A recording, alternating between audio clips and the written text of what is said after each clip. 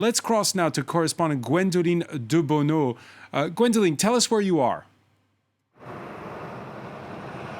Well, I'm on the road to Kherson, and according to our information, the floodwater level continues to drop in Kherson, and the Russian forces on the left bank of the Dnipro are now trying to return to their former position, according to a member of the Southern Command whom we met earlier in Odessa. She describes Russian soldiers who left in a hurry coming back now to their former position with mortars, with cannon, with several pieces of artillery, and this movement of Russian units closer to the edge of the Dnipro bank is quite chaotic, as she describes.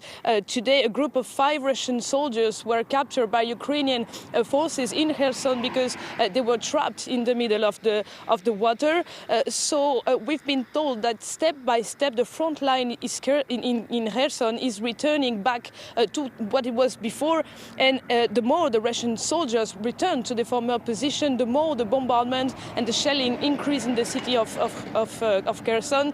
Last night, the Russian forces shelled the city and shelled the whole region more than 40 times. And today, a bombardment in the city left 23 people injured in Kherson.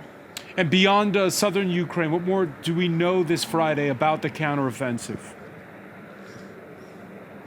So a few days ago, Ukrainian forces progressed both in the Zaporizhzhia sector in the south, but as well in the Bakhmut sector in the east. It's a slow progression, and it must be said that on the southern axis, the main Russian defense line is still 15 kilometers away. In any case, we should not expect a fast breakthrough like we saw last year in the counteroffensive in the Kharkiv region.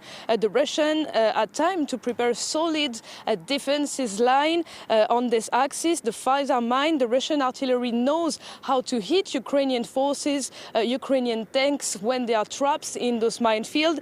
So for the moment, the goal of the Ukrainian is, let's say, to shape the front line, to try to find areas where it will be possible to maneuver in the near future.